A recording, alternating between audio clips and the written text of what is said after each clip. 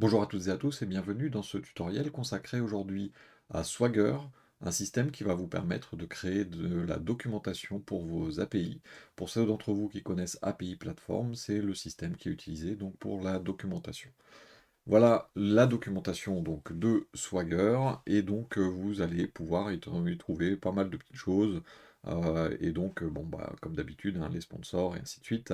Mais vous allez surtout pouvoir y trouver un certain nombre de documentation, les outils qui vont pouvoir être utilisés, un certain nombre de ressources. Et nous, donc, ce qu'on va utiliser aujourd'hui, c'est Swagger UI qui va vous permettre de créer, comme vous le voyez sur la capture d'écran qui est ici sur la droite, la documentation de vos API. Donc il y a même une démo en live qui va vous permettre de regarder un petit peu comment tout ça fonctionne, hein. Donc on va recréer une documentation comme ça pour un blog. On aura non pas des animaux et des magasins, mais on va avoir des utilisateurs et des posts, tout simplement dans un premier temps, potentiellement également des commentaires.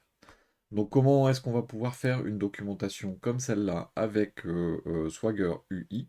Eh bien donc la première chose qui va être nécessaire, c'est de télécharger Swagger UI, donc sur la page de téléchargement, et vous voyez qu'il y a un hub éventuellement avec pas mal de choses qui peuvent être sur la partie hub. Nous, on va juste utiliser le Swagger UI de base, qui est un Swagger UI en JavaScript. Donc vous le retrouvez sur GitHub hein, directement. Et vous allez dans les releases. Là, c'est la 5.11 qui est au jour de ce tutoriel. Et donc, je vais juste télécharger les sources. Et à partir de là, donc, je vais retrouver un fichier zip dans mes téléchargements. Et ce fichier zip, je vais venir le mettre dans un projet. Alors, c'est un projet basique hein, que j'ai créé avec juste un fichier index.html tout vide et un dossier JS et un dossier CSS. Donc si je vais dans mes téléchargements et que je dézippe donc le dossier, hop, je le fais dans un autre écran vite fait, voilà. Donc j'ai un dossier donc, qui est relativement plein de choses, mais il y a un dossier dist qui est le dossier de distribution, qui va être celui qui va nous intéresser. Donc dedans, il y a des icônes, il y a des fichiers JS, CSS et autres. Donc il y a même un fichier exemple index.html, un fichier exemple index pardon, .css. Donc nous, qu'est-ce qui va nous intéresser? Donc il y a le fichier JS initializer, le Swagger UI.css, Swagger UI.css.map, Swagger UI.js, le js.map, le bundle. Donc après, il y a dans différentes langues. Mais donc, il y a du JS et du CSS. Donc attention à ne pas vous tromper. Donc là, Swagger UI.css et .css.map, on va les mettre dans le dossier CSS. Et ensuite, tous les fichiers JS, on ne va pas forcément s'embêter à trier. On va mettre ça dans le dossier JS. Vous pouvez créer, si vous voulez, un sous-dossier Swagger, si vous voulez, mettre, pardon, mettre directement enfin, structurer vos dossiers. Là, comme c'est une démo, je mets tout directement dans le dossier JS. Comment est-ce que tout ça, ça va fonctionner? La première chose qu'on va devoir faire, c'est charger les ressources. Et donc, on va mettre d'abord une balise link qui va nous permettre d'aller chercher dans le dossier CSS Swagger UI.css. Donc, c'est ce qui va nous permettre d'avoir la mise en forme. Ensuite, on va également mettre des balises script. Donc, on va chercher en premier le bundle. Donc Swagger UI bundle.js. Alors ils ne sont pas marqués .min.js, mais si j'ouvre Swagger UI bundle, il est bien minifié hein, ce fichier. Ensuite, on pense à mettre l'attribut defer pour qu'il ne soit exécuté qu'après le chargement de la page. Ensuite, je vais avoir à charger également euh, donc dans ce dossier JS le standalone preset. Même chose avec defer. Donc ça, c'est ce qui va me permettre de récupérer les fichiers comment le fonctionnement de Swagger. Et ensuite, je vais avoir également un fichier, donc toujours script, dans les JS, qui est le Swagger initializer.js. Alors, pourquoi Swagger Initializer en dernier? Bah, c'est parce que ce fichier-là, on va nous le personnaliser. Et dedans, on va lui dire qu'est-ce qu'on va aller chercher comme fichier au niveau du CSS, mais surtout au niveau du JSON, puisque on va devoir créer un fichier swagger.json, qui va être notre fichier de configuration complet de Swagger. Donc là, dans l'initializer, c'est ici que je vais lui dire quelle est l'URL de mon fichier JSON. On va pouvoir donner des layouts et autres. Et ici, vous voyez qu'on a un dièse Swagger UI qui est un DOM ID, c'est-à-dire qu'il faut qu'on ait dans notre fichier HTML une div qui va contenir l'ID Swagger-UI. Donc si je vais montrer dans le navigateur en même temps, hop, c'est pas le navigateur ça, hop, il est là. Donc je vais montrer en même temps ce que je vais faire et le code. Hop, voilà. Donc on va le faire comme ça devrait aller. Et donc voilà ma page. Donc c'est mon index.html. Mon index.html, à l'heure actuelle, il a rien dedans. Donc je vais faire une div et je vais mettre un ID swagger-ui. Et voilà, boum, directement, j'ai ma documentation. Alors cette documentation, c'est parce que dans mon Swagger Initializer, j'ai ici Pet Store. Là, ce que je vais faire, c'est que je vais lui dire que je veux aller chercher dans le dossier JS un fichier swagger.json. Donc là, il va me dire je ne le trouve pas. Ce qui est logique, parce que je ne l'ai pas créé. Donc là, je vais dans mon fichier, dans mon dossier JS, je fais un fichier swagger.json. Et là, voilà, c'est bon, ça fonctionne. Il dit bien qu'il va chercher swagger.json. Mais bon, pour l'instant, normal, hein, ce fichier ne contient rien. Donc, qu'est-ce qu'on va mettre dedans? Première chose, c'est un JSON, donc c'est des accolades. Et on va lui dire quelle est la version de Swagger ou d'OpenAPI qu'on veut utiliser. Donc nous, on va utiliser OpenAPI 3.1. Donc on va commencer par une option qui s'appelle OpenAPI. Et on va lui mettre, attention au double quote et à bien mettre les bonnes valeurs au bon endroit. Donc là, le fait d'avoir mis OpenAPI 3.1.0, on a cette étiquette verte qui est apparue directement. Donc je vais zoomer un peu, hein. Donc là, ici, OAS, on a le nom du fichier JSON, et là, pour l'instant, il dit qu'on n'a rien dans notre fichier, ce qui est logique. Ensuite, on va pouvoir y indiquer un certain nombre d'infos. On a donc un flag info. Et ce flag info va me permettre ensuite de lui donner un certain nombre justement d'informations. Donc par exemple une description. Et là on va pouvoir dire API de démo, par exemple. Donc là ça m'a mis la phrase ici API de démo. Je peux faire du HTML, c'est-à-dire que je peux mettre une balise P/P et refaire une balise P en disant données simulées.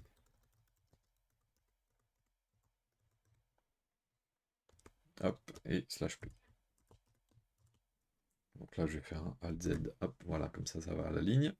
Et donc, on a bien ici, il va à la ligne.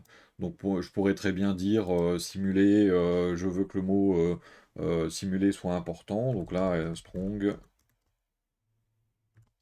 et hop, /strong. Donc, on peut faire du HTML avec des balises sémantiques et du SEO. Ensuite, on va lui donner la version de notre de notre API. Donc, par exemple, vous êtes en version 1.0.0. Voilà, comme ça, vous avez la petite étiquette avec la version. Et bien sûr, je garde le principal pour la fin, le title. Hop, API, démo. Et donc, on a notre titre qui apparaît ici. Donc là, bon, bien sûr, c'est juste de la mise en œuvre comme ça, basique. Ensuite, on va pouvoir préciser un ou plusieurs serveurs. Imaginons que notre API soit disponible sur un serveur, hop là, c'est des crochets qu'il faut mettre, sur un serveur ou plusieurs serveurs qui ont une URL publique. Eh bien, on va préciser l'URL et par exemple https://demo.serveur. Hop, voilà. Et donc, j'ai une liste ici qui apparaît avec mon démo.serveur. Je peux mettre un autre serveur. Hop, voilà. Démo 2, par exemple. Comme ceci. Et donc, je vais pouvoir choisir. Et ce qui va me permettre après, dans ma page, directement de faire des essais. Dire, je veux essayer l'API. Bon, là, ça ne marchera pas, puisqu'il n'y a pas de vrai serveur d'API derrière. Ce que vous allez faire ensuite, ça va être de définir vos tags. Donc les tags, ce sont les grandes catégories. Donc c'est pareil, c'est un tableau dans lequel vous allez mettre les catégories. Donc nous, on va avoir des users et des posts, par exemple. Eh bien, donc on va mettre un premier tag. On va mettre une propriété name qui sera users. Alors on va le faire en français, tiens. Utilisateur.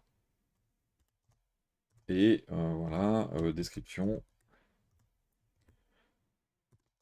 Et tout ce qui concerne les utilisateurs. Et puis on va mettre un autre tag. Attention, vous pouvez pas, je le précise, hein, vous pouvez pas, comme dans certains langages, laisser la virgule pour rien. Hein, il génère une erreur hein, en JSON. On ne laisse pas de virgule s'il n'y a rien derrière. Donc name, et on va l'appeler article. Voilà, et hop, description.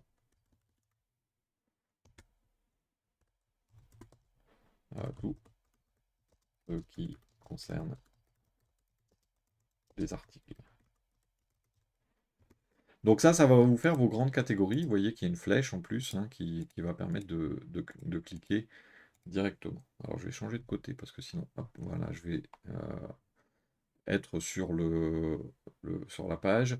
Donc ensuite, voilà, les tags. Et bien ensuite, on a la partie principale de notre documentation qui est, qui est les différentes options qu'on va donner, hein, comme là, dans la démo, les URL et les posts, les puts, les get, les patch et ainsi de suite. Donc tout ça, ça va venir dans une partie qui s'appelle pass. Pass, c'est un objet JSON, et on va lui mettre des routes, des méthodes, et ensuite des opérations et des paramètres et des réponses. Donc à partir du moment où vous commencez à faire cette partie-là, eh bien vous allez avoir un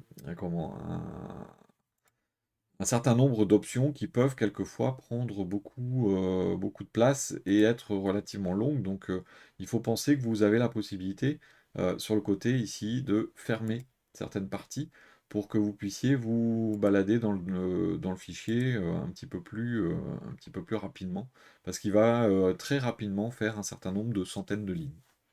Donc, un premier élément au niveau du pass, ça va être la route qui va être utilisée. Donc, il faut toujours vous dire que ça commence après l'URL du serveur. Et donc là, par exemple, /users, si on veut pour les utilisateurs, eh bien, ça veut dire que ce sera demo.server/users. Donc là, si je mets users, eh bien, je vais ensuite pouvoir, pour ce /users, faire une première route qui va être une route qui va nous permettre d'aller récupérer tous les utilisateurs. Donc, récupérer les utilisateurs, on va utiliser la méthode get. Et le fait d'avoir mis get, vous voyez que il m'a mis l'étiquette bleue ici avec /users et c'est la méthode get qui va être utilisée. Cette méthode get, vous avez vu que là, ça s'est mis à un mauvais endroit. Ça s'est mis dans default. Pourquoi? Parce que je dois ensuite lui dire quels sont les tags sur lesquels je veux que cette route aille se poser. Hop, c'est un tableau qu'il faut. Et là, ben, le tag, il n'y en a qu'un, c'est users, utilisateur. Et boum, vous voyez que c'est remonté dans utilisateur. Mais cette route, qu'est-ce qu'elle fait? Elle va faire un certain nombre de choses. Donc, déjà, on peut mettre un summary. C'est un résumé. Et c'est par exemple obtenir la liste des utilisateurs. Donc ça nous met bien cette information-là. Et ensuite, ici, il a ajouté un certain nombre de choses. Là, il dit il n'y a pas de paramètres. Ben non, parce que il n'y a rien derrière. Euh, donc cette route, elle va avoir un Operation ID. Cette Operation ID, c'est un nom interne. Ça peut être getUsers, par exemple.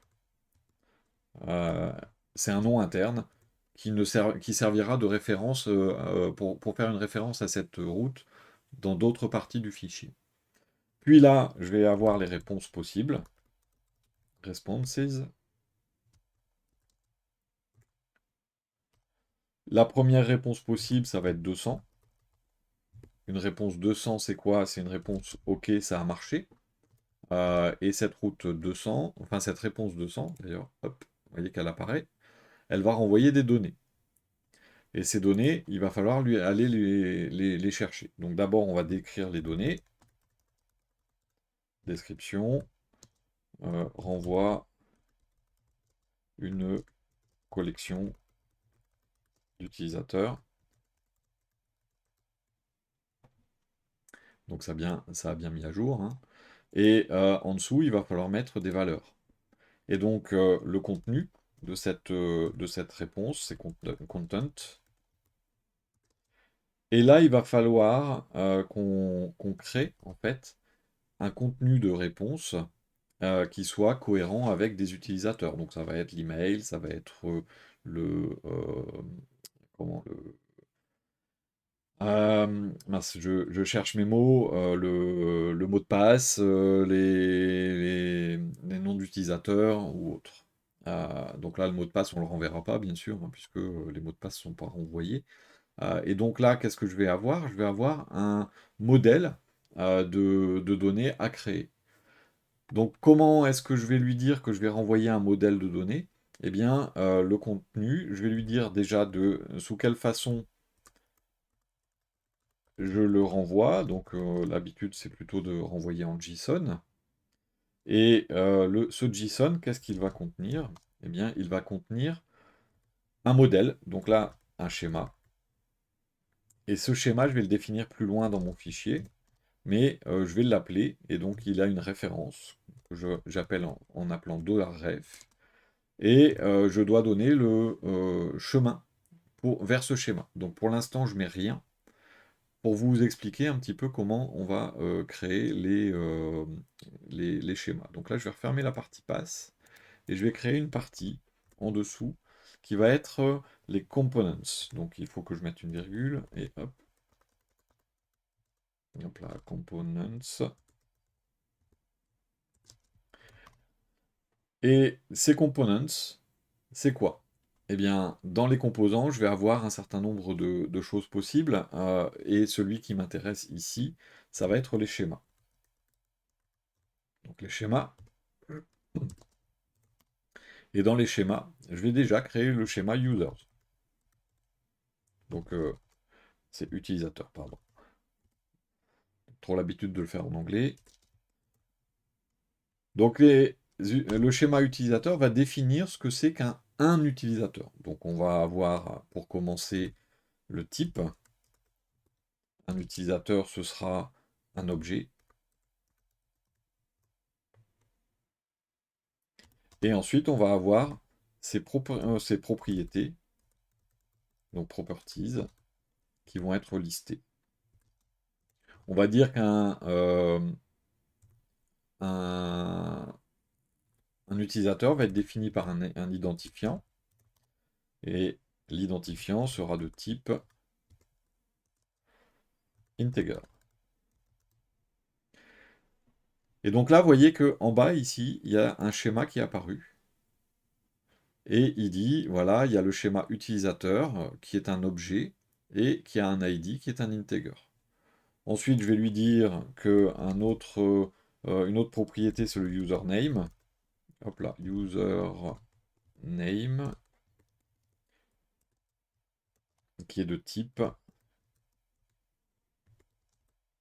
là, string. Ensuite, je vais lui dire qu'il y a un email, par exemple, et qui est de type string.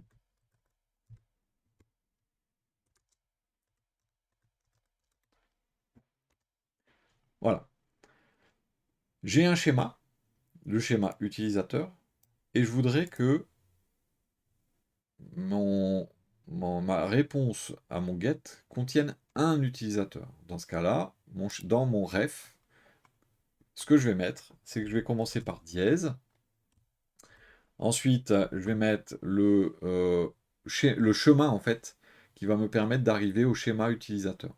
Donc ça va être components, slash schéma, slash utilisateur.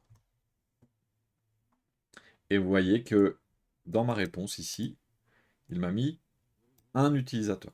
Le problème, c'est que on est censé renvoyer une collection d'utilisateurs. Et là, c'est un utilisateur. Donc, ce qu'il va falloir, c'est créer un deuxième schéma qui va découler du premier, qui sera euh, euh, array. Alors, je le mets of.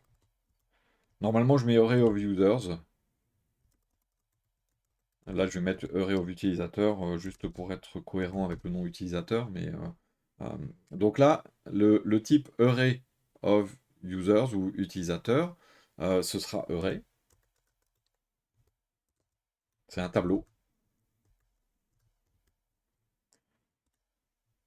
Qu'est-ce que ça va contenir? Bah, ça va contenir comme élément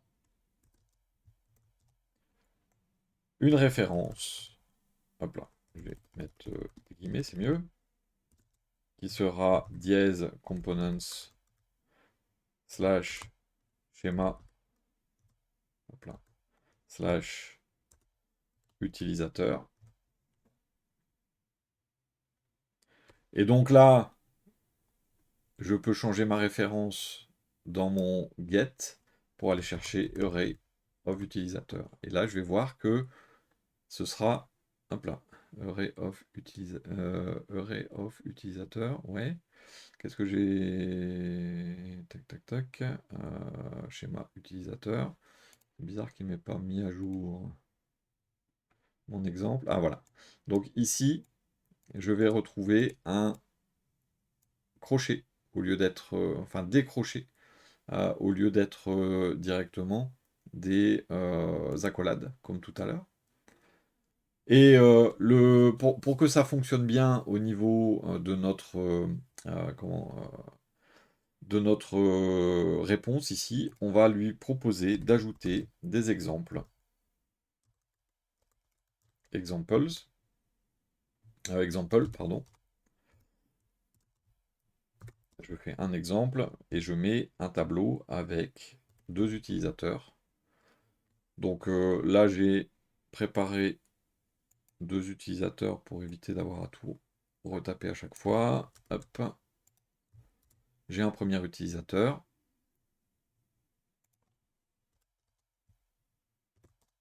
Et je vais mettre un deuxième utilisateur. Là, c'est des exemples, on met ce qu'on veut, hein, c'est du texte libre, mais ça doit être cohérent avec des données qu'on a dans notre API. Ça ne doit pas être des vraies données, mais ça doit avoir une cohérence. C'est-à-dire que on a ID, username, email, il faut qu'il y ait ID, username, email. Et donc là, il nous donne un exemple et il nous donne le schéma en fait, directement.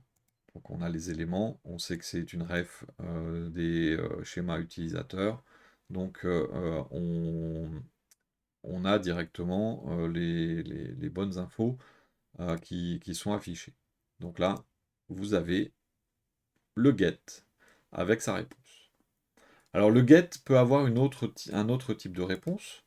Il peut y avoir, par exemple, un 404. Alors, faut que je mette la virgule, c'est mieux. Hop, là. Et donc la réponse 404 pourrait être éventuellement donc hop, description. Donc hop, renvoie une erreur, aucun élément trouvé. Ça veut dire par exemple qu'on renverra la 404 si il y a une erreur dans la requête ou qu'il n'y a pas de données. Donc le content, ça pourrait être éventuellement donc juste aucun élément trouvé.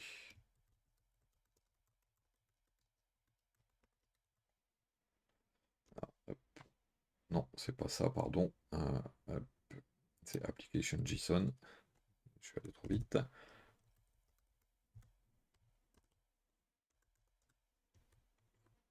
Comme ceci. Et donc, si vous avez le message d'erreur disant que aucun élément n'a été trouvé, euh, c'est vrai que je mets un contenu, mais non, autant pour moi, c'est directement le message d'erreur. Euh, puisque le contenu de la réponse va être vide. Ce sera juste une 404. Donc sur le principe, voilà, j'ai fait un certain nombre de petites choses. Tiens, qu'est-ce qu'il me dit lui? Invalid JSON. J'ai oublié un dièse, je crois. Ah oui, j'ai oublié le slash. C'est pour ça que ça me faisait ça tout à l'heure. Hop. Voilà. Donc c'est ça qui est bien aussi, c'est qu'il y a du rouge en haut qui peut apparaître. Euh, voilà. Et donc là, le schéma est toujours bon. C'est bon. Donc tout fonctionne. Donc sur le principe, voilà, j'ai fait une méthode get. Donc tout simplement, et j'ai créé donc des schémas directement ici. Après, ce que vous pouvez faire également, donc là je pourrais faire un try it out hein, directement dans ma fenêtre, dire voilà, tu vas exécuter ça sur demo2.server, mais là il va me dire non, non, j'ai pas trouvé. Il ne trouve pas le serveur parce que ce serveur n'existe pas. Mais donc, il essaie bien d'envoyer une requête directement à un serveur pour faire une simulation. Donc, sur le principe de ces passes, qu'est-ce qu'on a d'autre? Donc là, hop, je vais en mettre un autre. Et je vais mettre, par exemple, slash post. Slash post, ce sera pour des articles. Donc, si je mets slash post pour des articles, là, je vais avoir un certain nombre de possibilités. La première chose, donc, je peux aller chercher la liste complète des articles. Donc, avec une méthode get. Donc, elle est passée sur default normalement, ici en bas, parce que je n'ai pas encore mis ces passes. Pas ces passes, c'est tags, autant pour moi. Hop, donc tags. Ça, d'ailleurs, c'est pas un objet, c'est un tableau. Je vais y arriver. Donc là, ça va être article. Et donc, il va monter ce get post sur article. Ensuite, qu'est-ce que je vais avoir? Je vais avoir un summary. Récupère la liste des articles. Puis, comme d'habitude, hein, une description. Je peux hop, voir la liste complète des articles de l'API. Donc là, on voit, hein, vous voyez, récupérer la liste des articles, c'est le summary, et voir la liste complète ici des articles de l'API. Donc on pourrait très bien, là, pareil, hein, on met une balise P, et une autre balise P avec un autre texte, hein.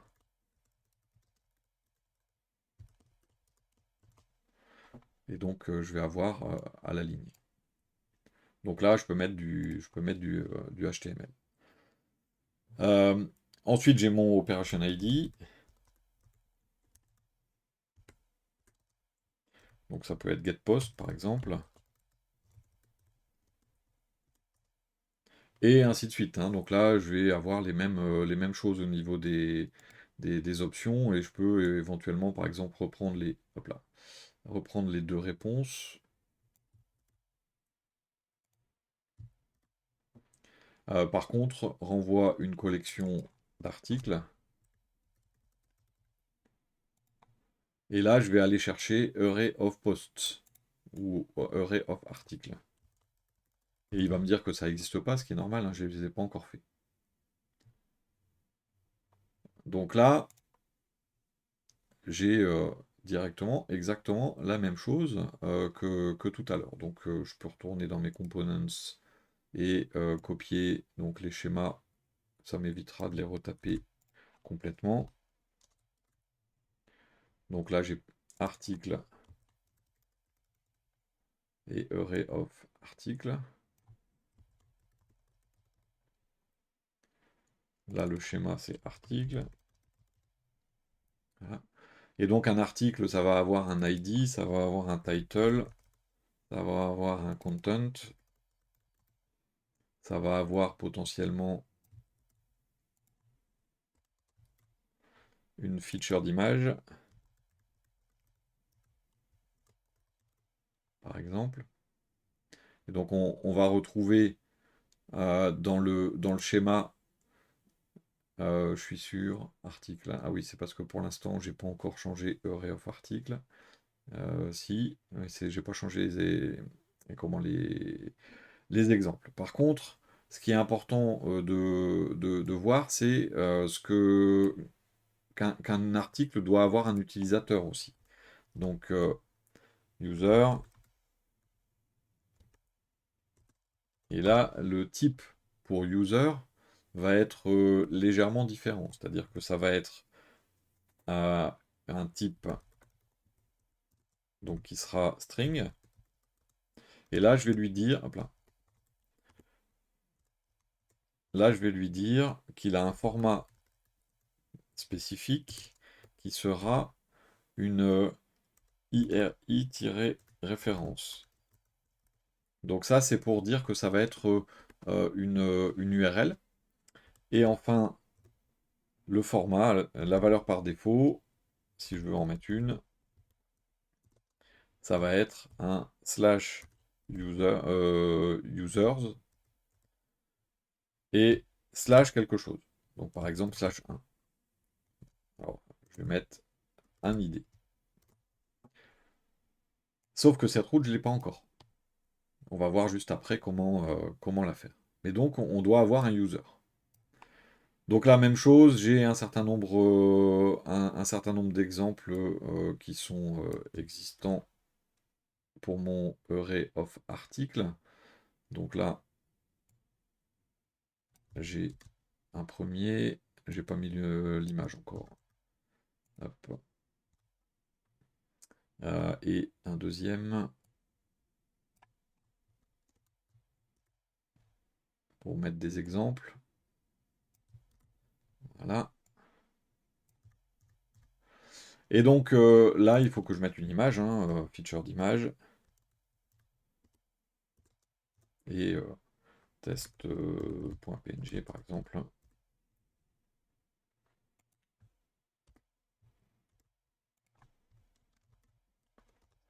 Voilà. Et donc mes exemples sont bien donnés comme il faut ici. Donc on a directement le schéma également avec les différents éléments. Et donc on sait que le user, c'est une référence en tant qu'URL avec comme le /users et /l'id de l'utilisateur. Donc vous voyez que faire une route get, c'est pas extrêmement compliqué, une route get de base. Maintenant, il y a d'autres routes qui peuvent être ajoutées avec des paramètres. Donc là, par exemple, depuis tout à l'heure, j'ai fait une nouvelle route avec /users et un ID. Donc je vais aller la mettre avant /post parce que elle ressemble à celle d'avant, /users, et un ID.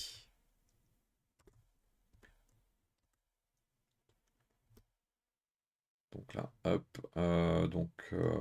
deux points accolade, c'est mieux, voilà. Et donc c'est une route qui va fonctionner en get également, mais elle va être légèrement différente, c'est-à-dire que on va y ajouter un paramètre. Et on va répondre avec non pas une collection, mais un utilisateur indépendant. Donc là, c'est de la documentation, donc ça ne préjuge en rien du fonctionnement de votre API. Hein. C'est pas parce que vous allez mettre ça dans la doc que l'API fonctionnera différemment. Ça, c'est juste pour documenter, je précise. Hein. Donc là, mon get, je vais lui mettre comme tags le même que pour le premier get qui est juste au-dessus, qui est utilisateur. Vous voyez que maintenant j'ai deux lignes get. Donc encore une fois, hein, je vais avoir le summary, récupère un utilisateur. Voilà, description.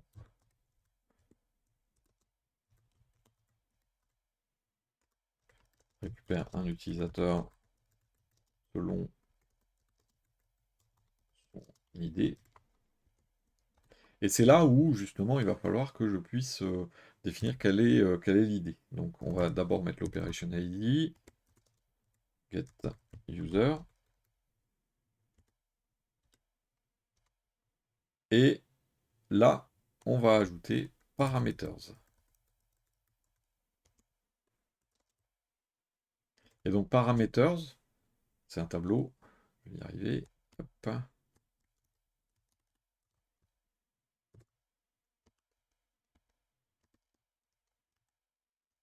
Hop, hop, hop, voilà. Donc les parameters, il va y avoir un paramètre, donc son nom, c'est un ID, et il est dans le pass, c'est-à-dire dans la route. Et donc quand je regarde ici, j'ai maintenant parameters, et on me demande l'idée qui se trouve dans la route. Cette idée qui se trouve dans la route, je peux lui donner un nom, hein, donc c'est une description, donc c'est identifiant de l'utilisateur.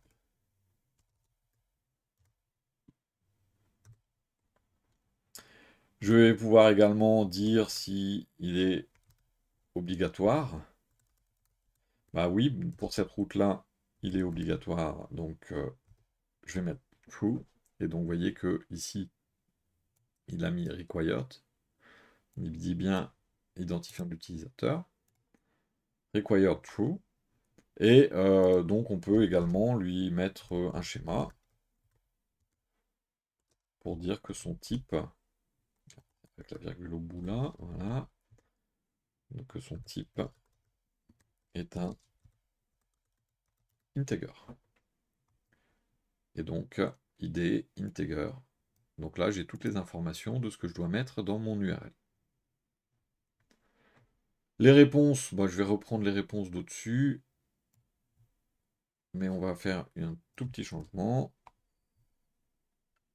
Je mets une virgule là. Les réponses, donc il y a une 200, renvoie un un utilisateur. Et la ref, c'est non pas array of utilisateur, mais utilisateur. Et donc je vais me retrouver avec cette valeur-là.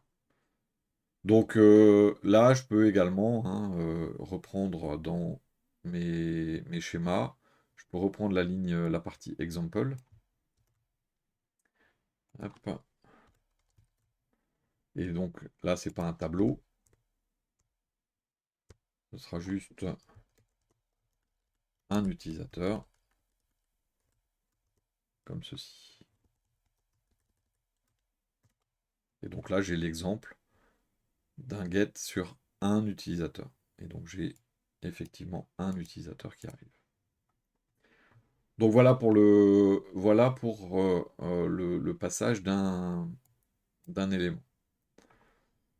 Je peux également sur la même route, parce que là je fais que des gets depuis tout à l'heure, mais je peux éventuellement sur la même route retrouver plusieurs types, donc plusieurs verbes HTTP ou plusieurs méthodes, parce que par exemple je peux éventuellement avoir à créer un post.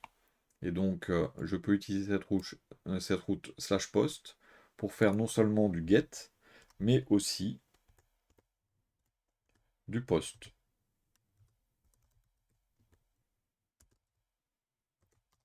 Alors là, le post n'a rien à voir avec le slash post. C'est vraiment la méthode HTTP. Le get ici et le post là. Donc là, il apparaît en vert automatiquement. Et donc ce post, donc je vais le remettre aussi dans le tag, hop là, avec un T, tags. Et donc là, article. Voilà, donc il est monté ici dans article. Il ne prend pas de paramètres. Ensuite, donc, qu'est-ce qu'on a? On a le summary. Créer un article. Donc, description. C'est toujours pareil, hein, vous remarquez. Euh, donc, créer un article en donnant toutes les informations nécessaires. Voilà, donc on a bien la page qui se remplit. Et donc, je vais pouvoir lui indiquer un certain nombre de choses complémentaires. Donc, on a toujours le Operation ID qui va être add post, par exemple.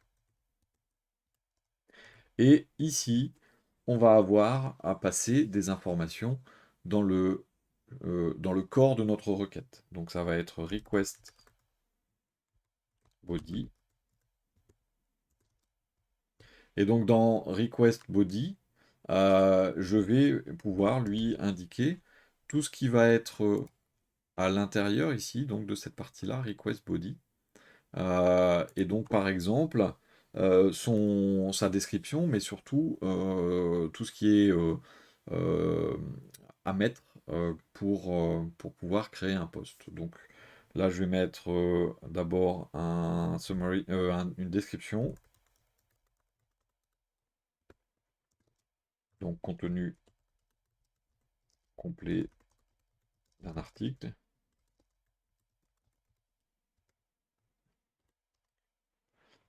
Euh, donc je vais lui dire que request body c'est required, donc c'est obligatoire de l'avoir.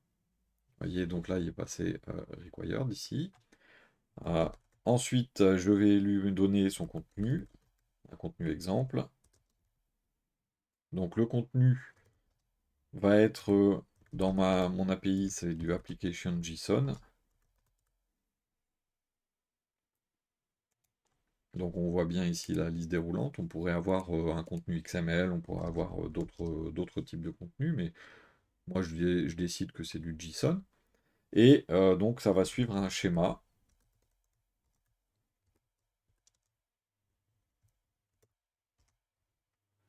Donc là, le schéma, je pourrais très bien vouloir lui dire que c'est une ref, $ref, vers dièse slash components slash schéma slash article. Et donc là, on me donne exactement le contenu à donner. Si jamais il devait y avoir des champs différents, soit on fait un autre schéma, par exemple, pour créer un utilisateur, on met le mot de passe, mais quand on retourne un utilisateur, on met pas de mot de passe, donc on peut avoir des schémas différents. Ou alors là, on peut carrément définir à cet endroit-là le schéma de la même façon qu'on le met là, hein, c'est-à-dire le type, les propriétés, exactement de la même façon. Mais là, je lui ai dit, voilà, voilà ce qu'il faut envoyer pour créer un post. Sauf que normalement, on n'envoie pas l'ID, puisqu'on ne l'a pas l'ID. Donc ça veut dire que je dois le limiter à titre, contenu, feature d'image et user. Donc j'ai écrit mon schéma ici pour un article. Donc je vais reprendre ce schéma-là. Hop, il est où? Il est là. Je vais le coller ici. Ça décale les indentations sans aucune conséquence, mais bon. Et je veux pas l'ID. Bah, j'enlève la partie ID. Et donc j'aurai uniquement titre, content, feature d'image et user. Donc ça me permet comme ça de tout personnaliser. Alors les réponses, responses, quelles sont les réponses pour... il faut une virgule au-dessus, c'est mieux. Voilà. Quelles sont les réponses pour un post? Bien, quand on fait un post, la première réponse qu'on va avoir, ça va être la création. Tiens, j'ai oublié un truc. C'est au niveau donc de la réponse. Je vais avoir également, donc dans mon schéma, type properties, voilà, je vais avoir la possibilité également de mettre required et de définir quelles sont les propriétés qui sont obligatoires. Donc là, on pourrait imaginer que title, content et user sont obligatoires et pas feature d'image. Et donc dans ce cas-là, quand on va dans schéma, on voit qu'il y a une petite étoile, mais pas dans feature d'image. Si on veut tout obligatoire, eh bien on rajoute feature d'image. Donc ça c'est une petite précision que j'apporte. Alors les réponses sur un post, la première réponse possible c'est un 201. 201 c'est created. Donc, donc on a la description. Donc là, article créé.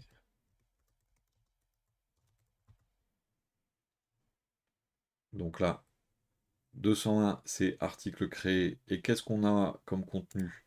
Bien, on a un contenu qui est en application JSON.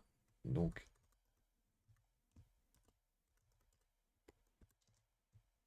et ce contenu, c'est un schéma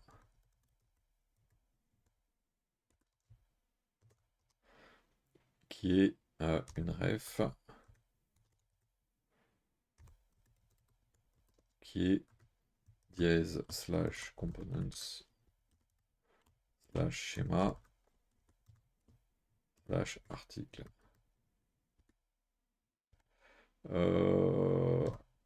Article S.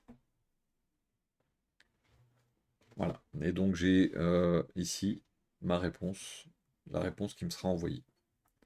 Donc pareil, hein, je pourrais dans, dans article créer un exemple, hein. C'est pas c'est au choix, hein. Vous mettez des exemples ou vous mettez pas des exemples. Là, il n'y a aucun problème. C'est exactement la même chose. Après, vous avez d'autres réponses, hein, 400, 422, il y en a plein comme ça.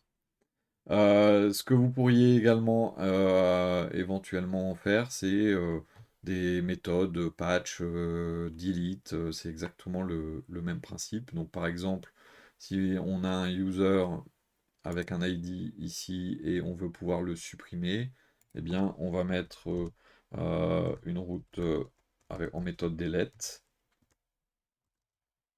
comme ceci. Et donc on va avoir, hop, en rouge. Donc on va faire tags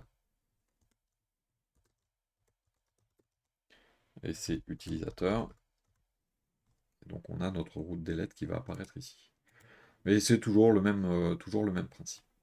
Donc là, vous voyez, avec un fichier JSON, et je vous disais, hein, on monte vite en termes de nombre de lignes. Là, pass, components, juste là, on est à 253 lignes, donc vous voyez que, juste pour un tout petit exemple, on a quand même beaucoup de lignes. Alors vous avez également la possibilité, alors je vais copier tout ça, euh, avec le site, sur le site Swagger, hop, qui est là. Tiens, ah oui, c'est vrai qu'on était passé par là. Donc vous avez comme outil, vous avez également, donc avec Swagger UI, la possibilité donc d'avoir une démo, et vous avez un éditeur. Et donc le Swagger Editor, donc on va même prendre hop, il y a le New Editor qui est ici tout en haut. Alors cet éditeur va vous permettre également de faire l'édition directement depuis leur site. Donc hop, est-ce que ça zoome? Ça zoome un peu. Et là, donc ce que j'ai fait, c'est que j'ai copié et je vais coller avec un CTRL V. Hop, je colle mon JSON. Et donc là, je me retrouve avec exactement la même chose. Je peux également convertir en YAML. Et donc là, j'ai le fichier YAML, parce qu'il y a certaines façons de travailler en YAML pour euh, certains éléments. Alors là, il dit que example est déprécié. Bon, si je mets juste examples à la place, est-ce que ça va me le mettre? Bah non, en fait ça fait un tableau. Donc ici, il faudrait que ce soit un tiret à cette ligne-là. Et tac, tac, voilà. Et donc j'ai encore un exemple qui est ici. Hop.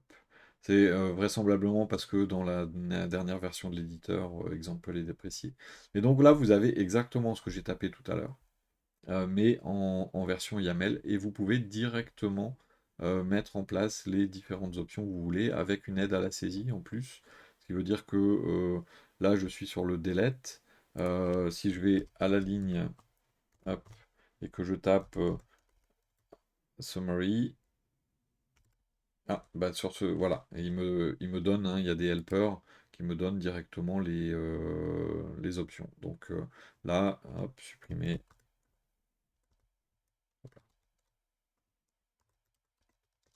Un utilisateur. Là, vous voyez que ça se met à jour en temps réel. Et donc, vous pouvez comme ça,